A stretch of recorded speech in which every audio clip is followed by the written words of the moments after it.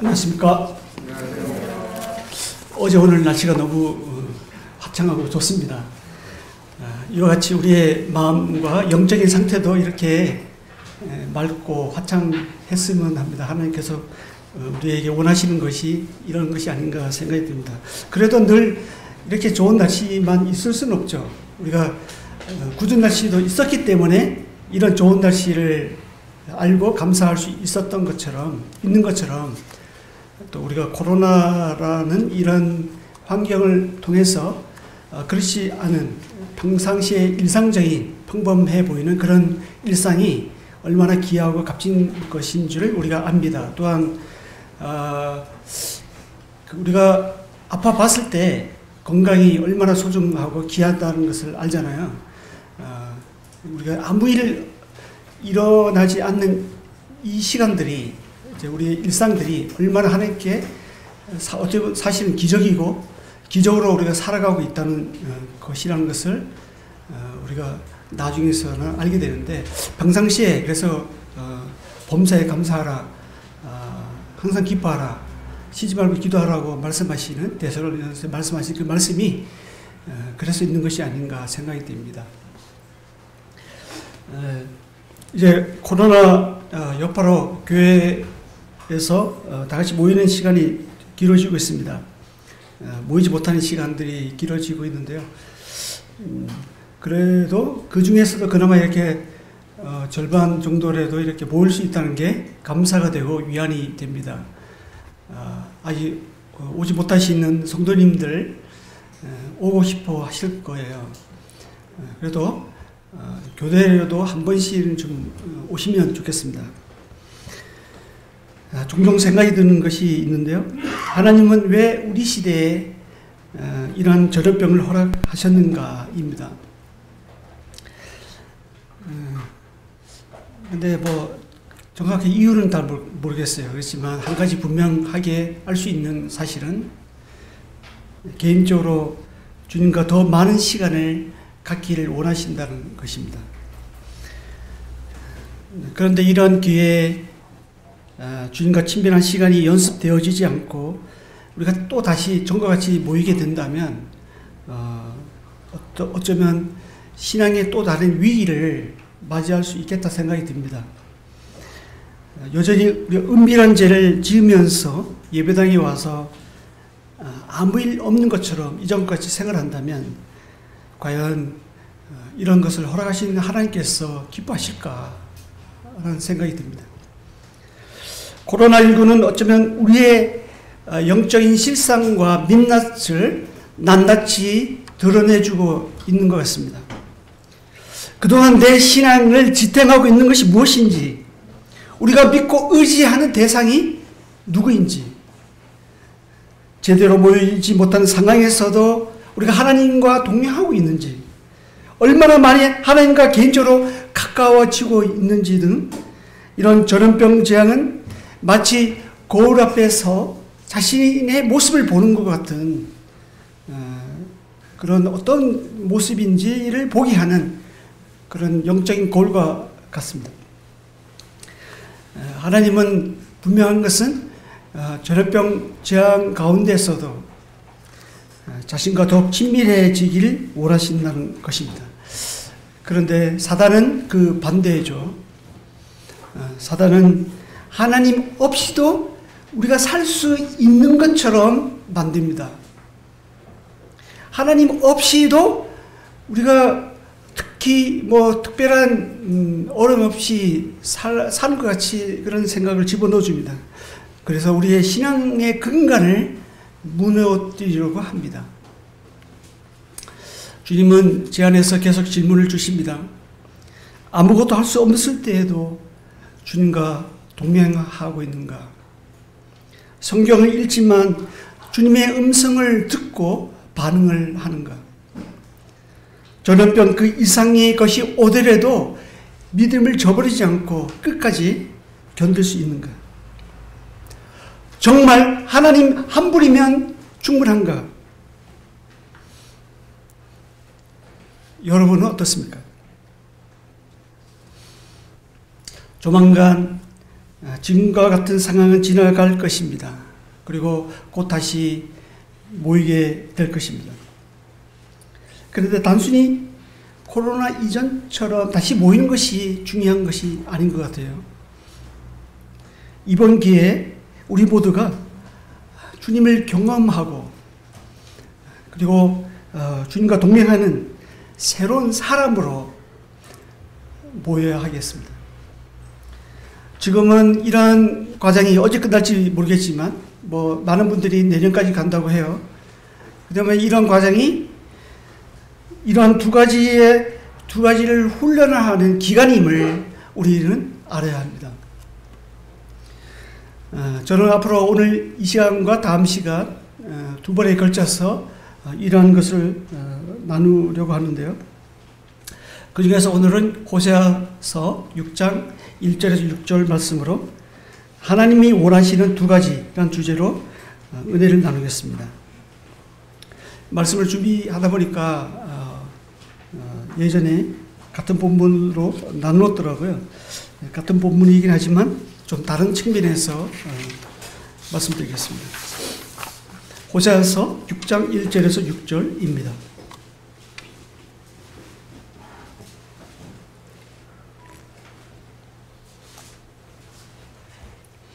찾으셨으면 함께 읽겠습니다. 시작. 오라 우리가 여호와께로 돌아가자. 여호와께서 우리를 찢었으나 도로 닦게 하실 것이요 우리를 찢었으나 싸매어 주실 것임이라. 여호와께서 이틀 후에 우리를 살리시며 셋째 날에 우리를 일으키시리니 우리가 그의 앞에서 살리라. 그러므로 우리가 여호와를 알자. 힘써 여호와를 알자. 그의 나타나심은 새벽 빛같이 어김없나니 비와 같이 땅을 적시는 늦은 비와 같이 우리에게 임하시리라 하니라. 에브라임아 내가 내게 어떻게 하랴. 유다야 내가 내게 어떻게 하랴. 너의 인애가 아침 구름이나 시 없어지는 이슬 같도다.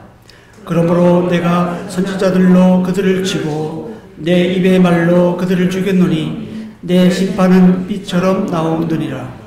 나는 인애를 원하고 제사를 원하지 아니하며 번제보다 하나님을 아는 것을 원하노라. 호세아서는 호세아와 고멜과의 극히 개인적인 관계를 통해서 하나님과 북이스라엘의 관계를 설명하고 있습니다. 즉 호세아가 음란하고 방탕한 아내인 이 고멜을 끝까지 용납하고 받아들인 것처럼 하나님이 우상숭배와 인본주의로 타락한 북이스라엘을 끝까지 신실하게 사랑하는 것을 표현하고 있습니다. 호세아서 이 말씀을 기록할 당시는 북이스라엘이 아수르에 의해서 멸망하기 직전 상태입니다. 경제적으로는 여로보암 2세를 기점으로 해서 북이스라엘 창건 이래 가장 부흥했던 시기를 맞았습니다. 하지만 정치적으로는 호심탐탐 노리는 아수르에 의해서 분위기가 굉장히 어수선한 때였습니다. 오늘 방금 전에 읽은 이 본문 말씀은 두 단락으로 나눠지는데요. 1절과 3절 그리고 4절에서 6절입니다. 1절에서 3절은 백성들이 자기네들끼리 이제 말하고 있는 내용이고요. 4절에서 6절은 하나님께서 대답하시는 내용입니다. 1절에서 3절 말씀은 백성들이 아마도 호세아가 앞서 예언한 말씀의 영향을 받아서 공식적으로 금식이 선포되었던 것 같습니다. 백성들은 어려운 상황이 닥치자 자기들끼리 공고의 말을 내뱉습니다. 1절에서 보면 오라 우리가 여호와께로 돌아가자. 이 말은 바로 앞장 5장 13절에서 바로 앞에 있는 5장 13절에서 15절에 나와 있는 이 내용에 대한 굳은 확신으로 보입니다. 5장 15절을 보면요. 그들이 그 죄를 뉘우치고 내 얼굴을 구하기까지 내가 내 곳으로 돌아가리라. 그들이 고난받을 때 내가 간절히 구하리라. 이 말씀에 대한 확신을 표현한 듯해 보입니다. 하지만 6장 1절에 나와 있는 오라 우리가 여호와께로 돌아가자, 이 말은 상투적인 말이었습니다. 이것을 어떻게 알 수 있냐면 전후 문맥을 보면 제의 고백과 탄식 없이 피상적인 형식적인 회개를 하고 있음을 봅니다. 만약 이들이 진심으로 회개했다면 호세아서 6장 이후는 분명히 달랐을 것입니다. 백성들은 하나님이 은혜를 베푸실 것을 당연한 기정사실로 여기고 있습니다. 그리고 자신이 처한 이 공경이 아주 짧게 머무르다가 지나갈 것처럼 생각하고 있습니다. 기대하고 있습니다. 이들은 자신의 삶은 바뀌지 않으면서, 자신의 삶은 예전과 별 차이 없이 그대로이면서 얼른 외부의 얼음이 하루속히 금방 지나가기를 바라고 있습니다. 마치 코로나19 전염병을 맞고 있는 우리의 모습을 보는 것 같은 생각이 듭니다. 하나님과의 실질적인 사랑의 관계를 회복하지 않고 속히 이 사태가 지나가기를 바라고 있는 모습이 아닌가 생각이 들었습니다. 이에 하나님께서는 4절에서 6절 말씀에서 말씀하십니다.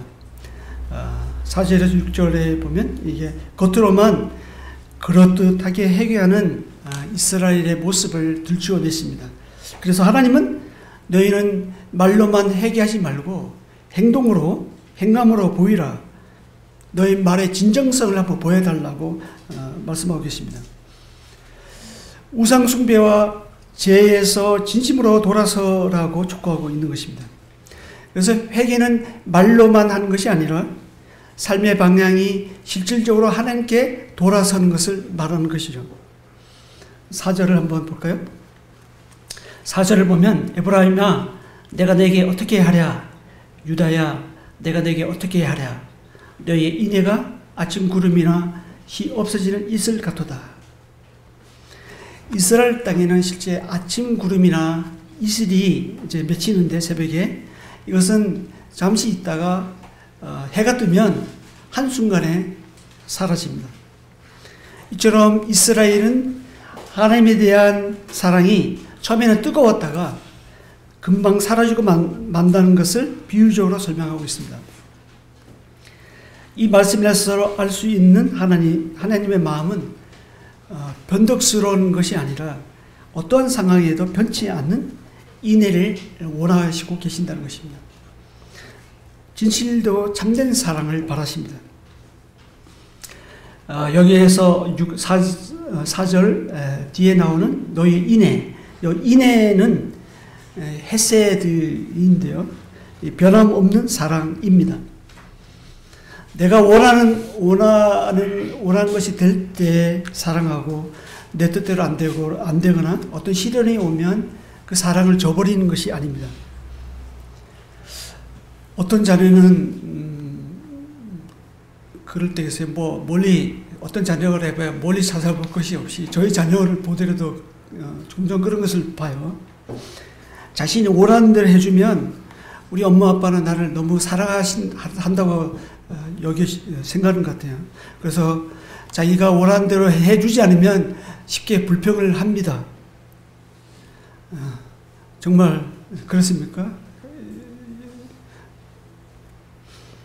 자기가 원하는 대로 해줘야 부모가 나를 사랑한다는 것을 압니까? 이 말씀에서 나와 있는 이스라엘이 그와 같습니다. 불리한 환경 때문에 하나님의 사랑을 의심했습니다. 당장 아수르나 애굽 같은 강대국의 침략에서 벗어나 주지 않고 있으니까, 그리고 당장 농사 짓기 위한 비를 내려주지 않으니까 하나님은 우리를 사랑하지 않는가 봐, 이렇게 여기까지 이르렀습니다. 그래서 눈에 보이는 바알 신당에 가서 몸을 썩고 복을 비는 그런 정말 하나님 입장에 볼 때는 있을 수 없는 그런 일이 벌어졌습니다. 이게 보면 4장에 보면 그런 거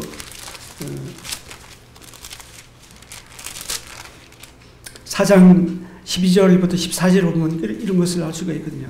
11절에 보면 음행과 묵은 포도주와 새 포도주가 마음을 빼앗느니라. 내 백성이 나무에게 묻고 그 막대기는 그들에게 고하나니 이는 그들이 음란한 마음에 미혹되어 하나님을 버리고 음행하였습니다. 그래서 보면 13절 다 읽지 않겠습니다. 14절에 보면 하나님 앞에 마음을 드리고 하나님의 그 사랑을 반응하여 하나님을 사랑하고 그렇게 해야 되는데 하나님이 자기네들이 원하는 대로 어떻게 보면 자기가 기도한 대로 되지 않으니까 하나님은 자신들을 사랑하지 않는 것처럼 생각이 하고 눈에 보이는 세상 신에게 가서 지금 자기 마음을 쏟고 있는 것입니다. 우리가 원하는 대로 들어주지 않는 데서 하나님이 우리에 대한 사랑이 변합니까?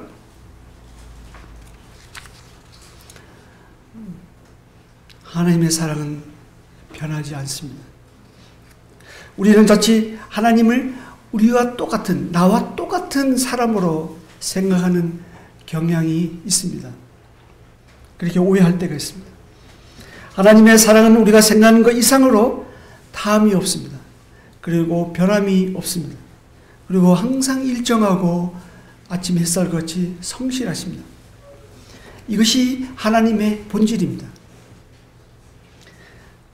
그렇기 때문에 이런 하나님은 우리에 대해서도 자신과 같이 변함없는 사랑의 관계를 맺기를 원하십니다. 그래서 자신과의 관계가 조금이라도 소원하게 되면, 소홀히 하게 생각이 되면 여러 가지 상황을 허락하셔서 그 사랑 안으로 들어오게 하십니다. 6장 5절입니다. 호세아서 6장 5절. 그러므로 내가 선지자들로 그들을 치고 내 입의 말로 그들을 죽였노니 내 심판은 빛처럼 나오느니라. 이 말씀은 하나님은 선지자를 통해 범죄한 이스라엘에게 심판을 선포했다는 내용입니다. 하나님의 심판은 모든 어둠을 밝히는 빛처럼 그들의 모든 죄악을 드러냈습니다. 하나님의 심판은 항상 사랑에 근거합니다. 우리가 부모도 마찬가지잖아요. 자기 자녀에게 매를 대는데 사랑 없이 매를 대겠어요? 사실 매대는 자식은 아파서 뭐 울겠지만 사실 매를 대고 있는 부모 마음은 더 아프잖아요. 마음이 아프잖아요. 마음에서 속에서 울고 있잖아요. 그렇지 않나요? 하나님의 심판은 항상 하나님의 사랑에 근거합니다. 하나님의 심판은 하나님의 사랑의 표현입니다. 하나님의 사랑은 죄를 심판합니다. 우리가 죄를 안고서 그대로 살도록 내버려 두지 않습니다. 그렇다면 하나님은 사랑이라고 할 수가 없는 거예요. 하나님은 심판을 통해서 자신과의 깨어진 관계를 회복하시고자 하십니다. 6절입니다. 호세아서 6장 6절. 나는 인애를 원하고 제사를 원하지 아니하며 번제보다 하나님을 아는 것을 원하노라. 이 말씀은 호세아서의 핵심 구절입니다. 그리고 오늘의 주제 본문 말씀이기도 하고요. 여기서 제사와 번제 그리고 인애와 하나님을 아는 것, 이것은 서로 연결시켜 주고 있는데요. 하나님께서 정말 원하시는 것이 무엇인지 잘 알려줍니다. 그리고 그것을 강조하고 있습니다. 하나님께서 원하시는 것은 두 가지입니다. 많은 것을 원하시는 것이 아니에요. 이것도 해라, 저것도 해라, 너 이거 다 모든 것을 원하시는, 하나님께서 원하시는 것은 두 가지예요. 이스라엘 이 시대에도 그랬고 오늘날 우리 시대에도 동일합니다. 하나님께서 원하시는 것은 인애와 하나님을 아는 것입니다. 하나님은 형식적으로 드려지는 예배를 원하지 않습니다. 우리의 마음이 정말 진실되지 않는 그런 나를 만족하기 위한 예배를 원하지 않습니다. 자신과의 친밀한 사랑의 관계 안에서 하나님을 경험적으로 아는 것을 원하십니다. 하나님께서 원하시는 거 그 첫 번째는 인애입니다. 나는 6절 전반절에 보면 나는 인애를 원하고 제사를 원하지 아니하며, 여기서 인애는 헤세드인데 다함이 없는 하나님의 사랑입니다. 앞서 4절에 나오는 인애하고 사실 같은 단어이고요. 이 말씀은 신약에서 예수님이 두 번 인용하셨습니다. 마태복음 9장 13절과 12장 7절에서 인용하셨는데요. 그때에 예수님께서 인용한 인애는 자비와 긍휼로 번역되어 있습니다. 하나님은 호세아를 통해 음란하고 부정한 아내인 이스라엘 불쌍히 여기고 그리고 용납하고 끝까지 사랑하시는 자신을 지금 보여주고 있습니다. 호세아서 3장 1절에 보면 여호와께서 내게 이르시되 이스라엘 자손이 다른 신을 섬기고 건포도과를 즐길지라도 여호와가 그들을 사랑하나니. 우리 같은 경우는 그 정도 하면 정말 가만 놔두지 않을 것 같아요. 더 이제 관심 끝, 신경 끝, 이제 너가 알아서 해라, 난 모르겠다, 이렇게 하는 것이 우리의 마음이 아닙니까? 그런데 하나님은 그럼에도 불구하고 그들을 사랑한다고 그렇게 말씀하십니다. 다함이 없는 하나님의 신실한 사랑을 엿볼 수 있습니다. 이후 이스라엘은 호세아를 통해서 오늘 6장 4절에서 6절 이 말씀을 들었음에도 불구하고 그들은 또다시 범죄하고 예전의 그 습관으로 돌아갔습니다. 7장 10절부터 이게 호세아에서 다 읽지 못했기 때문에 정말 핵심적인 중요 구절만 제가 지금 읽고 있습니다. 호세아서 7장 10절 11절을 보면 이스라엘의 교만은 그 얼굴에 드러났나니 그들이 이 모든 일을 당하여도 그들의 하나님 여호와께로 돌아오지 아니하며 구하지 아니하도다. 에브라임은 어리석은 비둘기같이 지혜가 없어서 애굽을 향하여 부르짖으며 아수르로 가는도다. 이처럼 북이스라엘은 끊임없이 타락해 갔습니다. 바로 앞에 호세아를 통해서 하나님의 그 원하시는 두 가지를 말씀을 들었음에도 불구하고 그들은 그런 하나님의 초청을 외면했습니다. 그럼에도 불구하고 하나님은 자기 백성을 포기하지 않으신다는 것입니다. 그럼에도 불구하고 하나님은 자기 백성을 무조건적이고 다함이 없는 사랑을 베풀고 계십니다. 호세아서 11장 1절부터 제가 읽어보겠습니다. 이스라엘이 어렸을 때 내가 사랑하여 내 아들을 애굽에서 불러냈거늘 선지자들이 그들을 부를수록 그들은 점점 멀리하고 바알들에게 제사하며 아로색인 우상 앞에서 분향하였느니라. 그러나 내가 에브라임에게 걸음을 가르치고, 여기서 에브라임은 북이스라엘을 가리킵니다. 에브라임이 북이스라엘의 대표적인 지파이기 때문에 하여튼 이 호세아에서는 에브라임이 나오면 무슨 북이스라엘이라고 생각하시면 됩니다.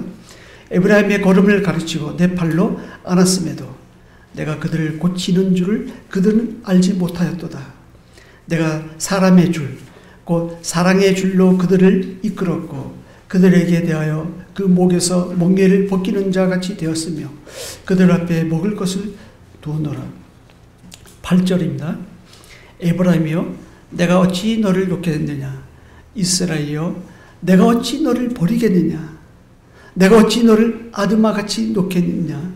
어찌 너를 스보임같이 두겠느냐. 여기서 말하는 아드마와 스보임은요 소돔과 고모라 때와 같이 멸망한 장소를 말합니다. 이어서 읽겠습니다. 내 마음이 내 속에서 돌이키어 나의 궁결이 온전히 불붙는 듯 하도다. 정말 하나님, 우리가 이런 하나님의 자비와 궁율 때문에 우리가 살아갑니다.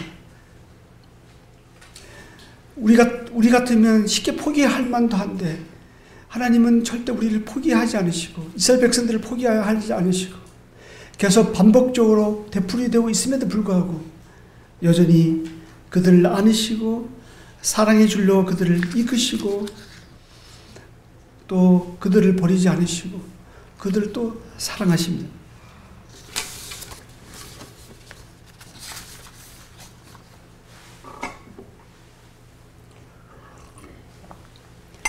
(11장) 방금 전에 읽은 이 말씀은 법을 초월한 하나님의 사랑을 엿볼 수 있습니다.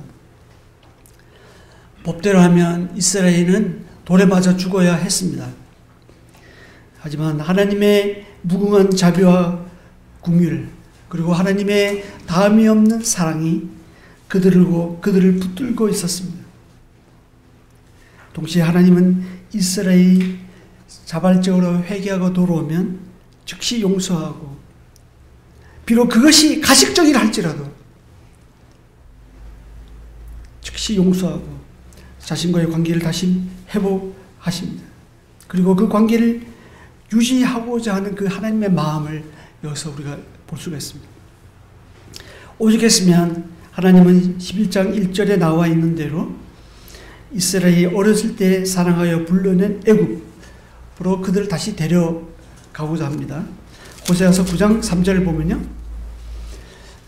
호세아서 9장 3절을 보면 그들은 여호와의 땅에 거주하지 못하며 에브라임은 애굽으로 다시 가고 이런 말씀이 이런 표현이 나오는데 하나님은 이스라엘을 애굽으로 다시 데리고 가신다고 나오고 있어요.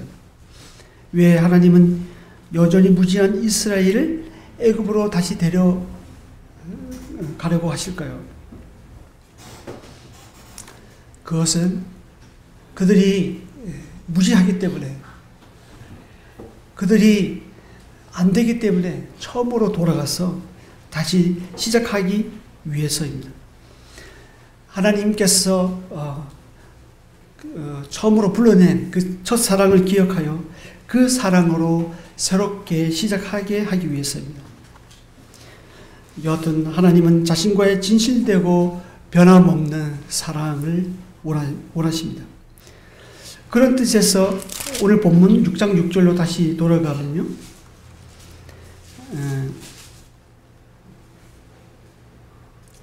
6장 6절에 나와 있는 이 인애는 나는 인애를 원하고 할 때 이 인애는 하나님과의 관계 속에서 다져진 신실한 사랑이라 할 수 있습니다. 하나님과 우리와의 관계는 사랑의 관계입니다. 뭔가 해야 하면 우리가 없고 뭔가 하나님께서 움직이면 우리도 움직이고 우리가 움직이면 하나님께 움직이고 이런 계약 관계가 아니라 그 계약 관계는 구약의 이스라엘에게 한해서 적용됐습니다. 구약의 이스라엘은 시내산의 율법이란 계약에 의해서 그들이 모든 것이 좌우가 됐지만 신약의 성도들에게는 그렇지 않습니다. 하나님의 사랑은 어떠한 환경에서도 결코 변하지 않습니다. 이와 같이 하나님도 우리가 어떤 상황에서도 늘 변함없이 자신을 바라보고 자신을 기대하고 자신을 의지하고 자신만을 사랑하기를 원하십니다. 이것이 헤세드입니다. 이러한 하나님의 사랑에 근거한다면 우리가 하나님을 순종하고 또 하나님을 죽도록 사랑하는 충성을 다해 나가는 것은 사실 아무런 문제가 되지 않죠. 요한일서 4장 7절 8절입니다. 제가 읽겠습니다. 사랑하는 자들아 우리가 서로 사랑하자. 사랑은 하나님께 속한 것이니 사랑하는 자마다 하나님으로부터 나서 하나님을 알고 사랑하지 아니하는 자는 하나님을 알지 못하나니 이는 하나님은 사랑이심이니라. 하나님의 사랑 이것은 하나님의 속성, 본질이죠. 하나님을 사랑하는 자가 하나님을 안다고 말씀하고 있습니다. 사랑하고 하나님을 아는 것, 이것은 분리될 수 없는 관계입니다. 사랑하고 하나님을 아는 것, 이것이 오늘 이 시간 하나님께서 우리 서대문교회 성도님들에게 말씀하시고자 하는 음성입니다. 6장 6절 다시 본문으로 돌아가면요. 6절 하반절을 제가 읽겠습니다. 나는 번제보다 하나님을 아는 것을 원하노라. 하나님이 원하시는 것, 그 두 번째는 하나님을 아는 것입니다. 여기서 아는 것은 히브리어로 야다라고 하는데 이것은 이론적으로 감정적으로 아는 것이 아닙니다. 우리가 뭐 여러 차례 들어서 알겠지만 서로 부부가 서로 알듯이 개인적이고 극히 개인적이고 경험적인 알을 말합니다.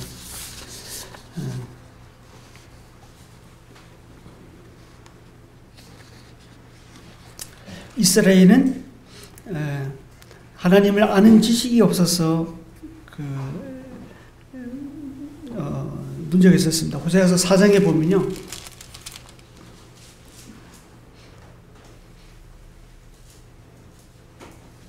호세아서 5장 4절을 보면 그들의 행위가 그들로 자기 하나님에게로 돌아가지 못하게 하나니 이는 음란한 마음이 그 속에 있어 여호와를 알지 못하는 까닭이라. 우리가 하나님을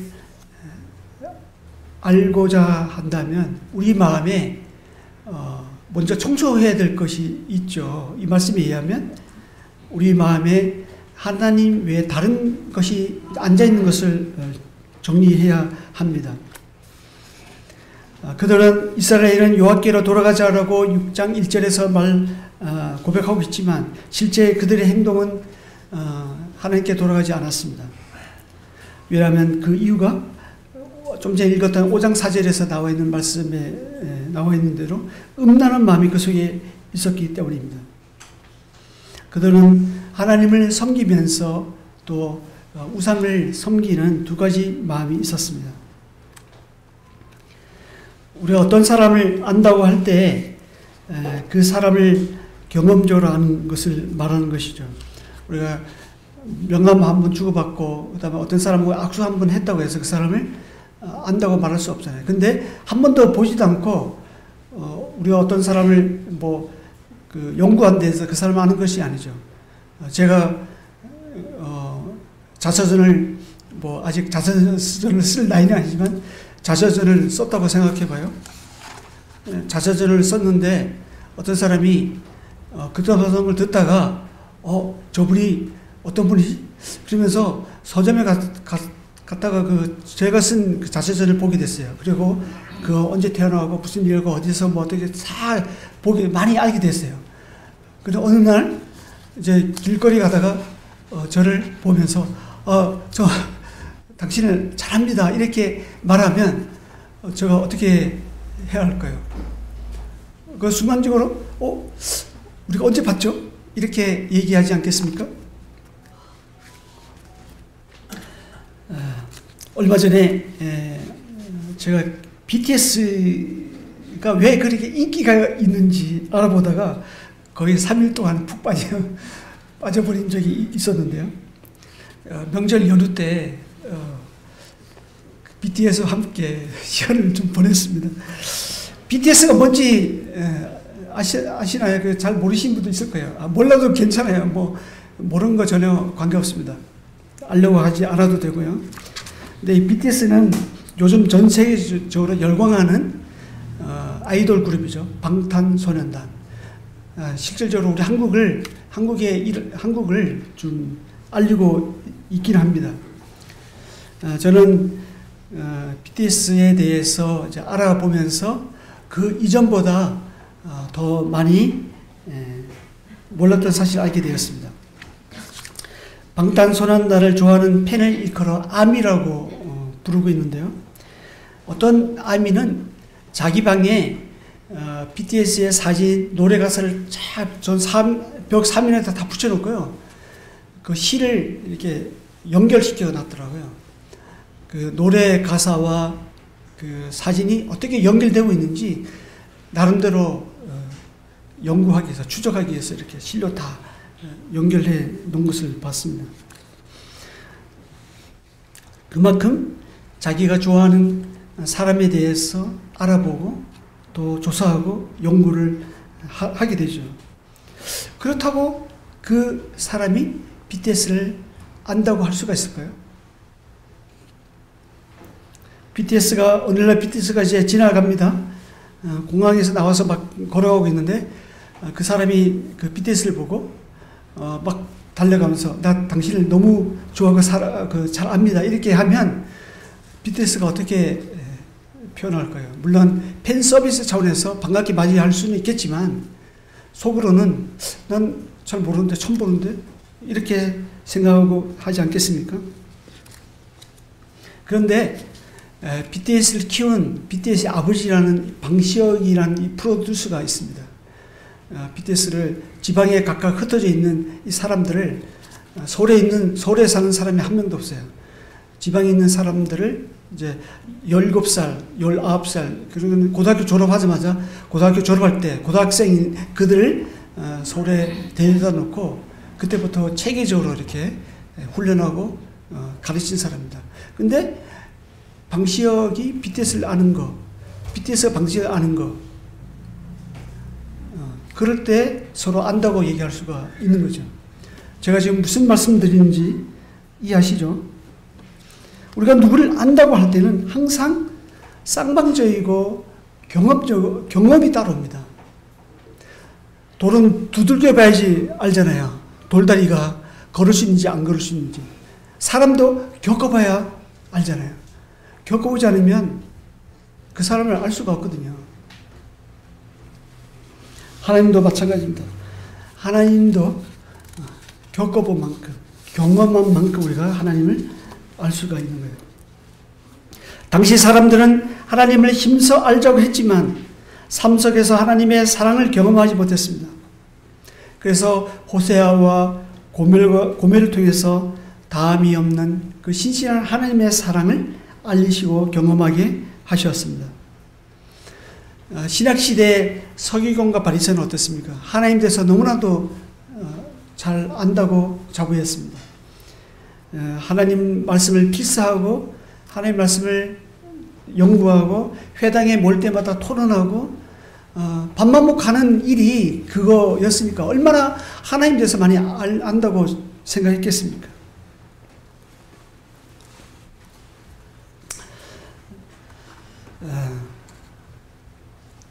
그런데 그것은요, 하나님에 대해서 아는 것이 하나님을 아는 것이 아니죠. 예수님은 부활을 부인하는 어느 사두개인에게 이렇게 말씀하셨잖아요. 너희가 성경도 하나님을 알지도 못함으로 너희가 오해하는도다. 우리도 성경을 많이 다른 누구보다도 우리가 많이 읽고 있잖아요. 그리고 성경 공부도 개인적으로 많이 하고 있습니다. 그래서 하나님에 대해서 안다고 생각할 수가 있죠. 하지만 그것은 하나님을 아는 것이 아니죠. 하나님에 관해서 아는 것이, 하나님에 대해서 아는 것이 하나님을 아는 것이 아닙니다. 하나님을 알려고 하면 하나님을 경험하지 않으면 하나님을 알 수가 없는 거예요. 하나님을 아는 것은 삶 속에서 우리가 하나님의 임재를 느낄 때, 경험할 때 하나님을 압니다. 그렇다고 해서 우리가 하나님에 대해서 아는 그것을 등한히 하면 안 되겠습니다. 근데 요즘에 보면 하나님에 대해 아는 것조차도 우리가 무관심하지 않나 이런 생각을 그런 것을 보면서 참으로 안타까운 때가 한두 번이 아닙니다. 하나님을 알기 위해서는 하나님에 대해서 먼저 알아야 하기 때문입니다. 하나님에 관해서 알고 그 지식을 바탕으로 삶 속에서 하나님을 경험하게 될 때, 그때야 우리가 비로소 하나님을 제대로 알 수가 있습니다. 이러한 것이 바탕이 되면 하나님을 사랑할 수밖에 없게 되는 거죠. 그렇게 되면 더 하나님에 대해서 더 알고 싶어지고, 또 하나님을 또 알게 되면 그 하나님, 담이 없는 하나님의 사랑을 알면 그 하나님을 사랑할 수밖에 없게 되는 거죠. 그리고 그 하나님을 더 그 사랑은 또 하나님을 더 알게 또 만듭니다. 아까 BTS의 팬들이 자기가 좋아하는 BTS를 알려고 하는 것처럼 우리가 누군가를 좋아하고 사랑하게 되면 그 사람에 대해서 알고 싶어 하잖아요. 그리고 그 사람과 함께 있고 싶어 합니다. 그리고 그에 대해서 많은 시간을 드립니다. 그리고 그 사람에 대해서 따라하고 흉내내고 그 사람이 하는 모든 것을 좋은 것만 생각합니다. 하나님을 사랑하는 것이 이와 같습니다. 하나님과 우리의 변하지 않는 사랑의 관계가 사실 우리가 하는 모든 일을 결정합니다. 요한일서 5장 3절입니다. 하나님을 사랑하는 것은 이것이니 우리가 그의 계명들을 지키는 것이라. 그의 계명들은 무거운 것이 아니로다. 우리가 하나님을 사랑하지 않으면 하나님의 계명들을 지키는 것이 무거운 짐으로 느껴집니다. 반면 우리가 하나님을 사랑하면 하나님을 순종하는 것이 아무런 문제가 되지 않죠. 왜냐하면 사랑의 힘이 행동을 낳기 때문입니다. 하나님은 예전이나 지금이나 자신의 본질인 사랑을 우리와 나누고 싶어 하십니다. 그것도 극히 개인적이고 친밀한 가운데 나누고 싶어 하십니다. 그 관계는 다른 사람이 끼어들 수 없는 그 간격 안에서 우리와 함께하고 싶어 하십니다. 만약에 그 사이에 다른 어떤 것이 끼게 될 때 그때 하나님은 질투하시는 거예요. 왜냐? 하나님은 우리를 너무나도 사랑하시기 때문에, 우리와 그 사랑을 나누고 싶어 하기 때문에, 그 사랑을 나눈 것이 곧 생명을 나누는 것이잖아요.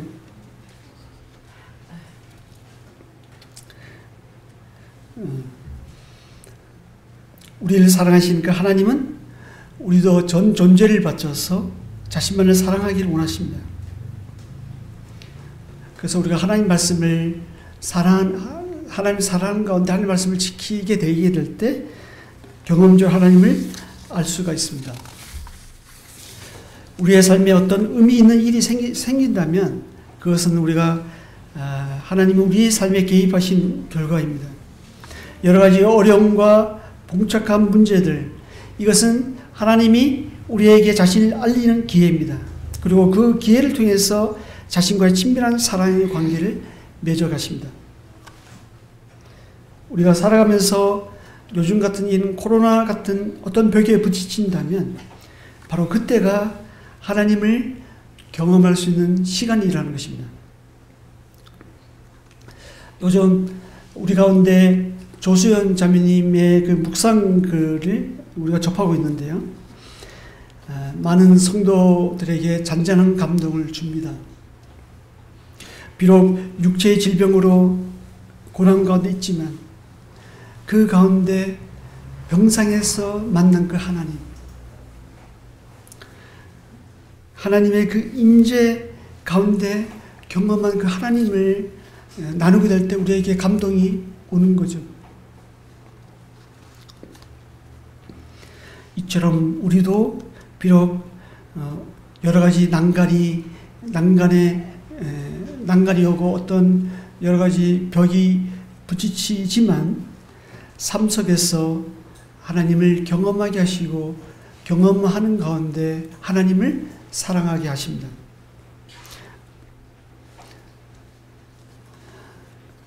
여러분 지금 현재 어떠한 형편에 있습니까? 각자 상황은 여러 가지 모양은 다르겠지만 한 가지 분명한 것은 현재 있는 그 자리가 하나님을 사랑하고 하나님을 경험할 수 있는 최선의 자리라는 것입니다. 하나님은 우리에게 최선의 사랑을 주시잖아요. 차선의 사랑을 주지 않거든요. 하나님은 우리를 사랑하는데 다른 것을 다 사랑하고 그 남아있는 에너지로 우리를 사랑한 것이 아니라 우리를 사랑하는 데 있어서 가장 좋은 그 상태에서 최선으로 우리를 사랑하십니다.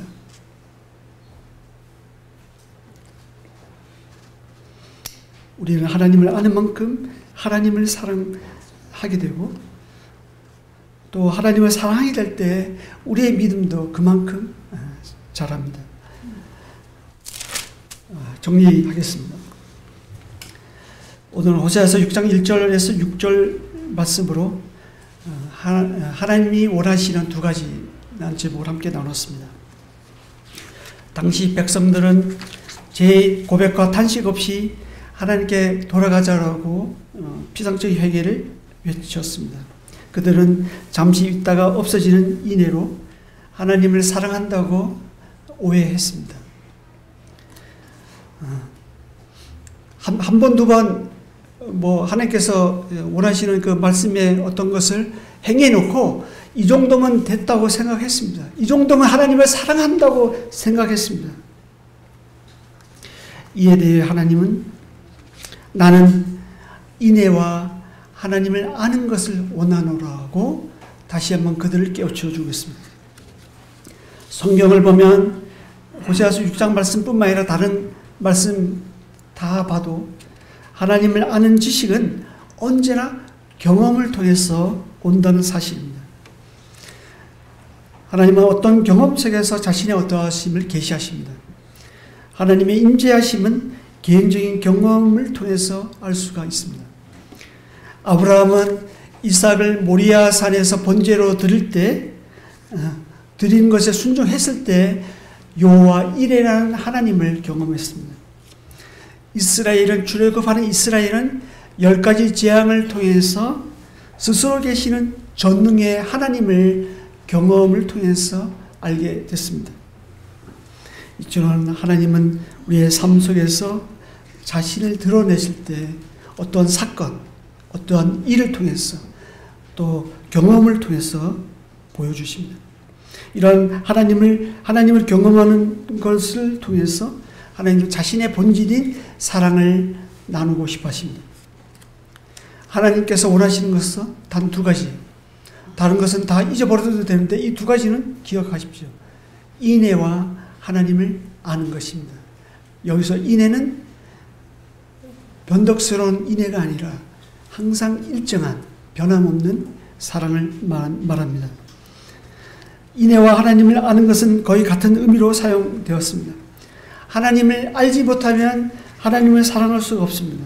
반대로 하나님을 사랑하지 않으면 하나님을 알지 못합니다.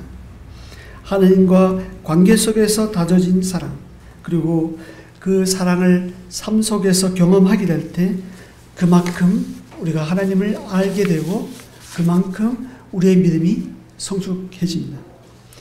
코로나 같은 전염병이나 환란이 있는 것은 결국 내게로 돌아오라. 여호와께로 돌아오라. 하나님의 사랑 안으로 돌아오라고 하는 신호입니다. 말로만 아닌 행함으로, 구체적인 실천으로 너의 인애를 내게 보이라고 촉구하고 계십니다. 비록 넘어져도 괜찮습니다. 하나님께 돌아오는 일에 우리가 실패해도 괜찮습니다. 비록 이스라엘 백성들처럼 비록 가식적으로 보여도 괜찮습니다. 하나님은 그런 것을 가지고 우리에게 나무라지 않습니다. 오늘 본문 여러 군데 봤잖아요. 그들이 그럼에도 불구하고 또다시 반복한 죄를 짓는다 할지라도 하나님 여전히 그들을 놓지 않으시고 여전히 그들을 버리지 않으시고 여전히 그들을 끝까지 사랑하시잖아요. 하나님이 원하시는 것은 그저 내 사랑 안에 거하라. 내 사랑 안에 있기만 하라고 하십니다. 최근에 전염병은 하나님과의 사랑의 관계와 하나님을 아는 것을 원하시는 하나님의 마음을 보여줍니다. 무엇보다 중요한 것은 하나님은 우리의 어떠함에 관계없이 우리를 변함없이 사랑하고 계신다는 것입니다. 하나님의 사랑과 그 은혜가 오늘도 그리고 내일도 앞으로도 우리를 이끄실 것입니다. 다함이 없고 변치 않으신 하나님의 사랑, 그 사랑을 우리가 경험적으로 알아갈 때 우리 또한 그 사랑에 감동하여 하나님을 변함없이 사랑하게 될 것입니다.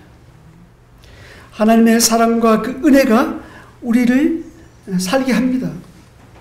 하나님의 사랑은 그럼에도 불구하고 저와 여러분을 여전히 변함없이 신실하게 우리를 향하십니다. 이러한 하나님의 사랑을, 다음이 없는 하나님의 사랑을 우리가 기억하고 한 주 또 넉넉하게 우리가 승리하는 삶을 살아갔으면 좋겠습니다. 기도하겠습니다. 감사합니다.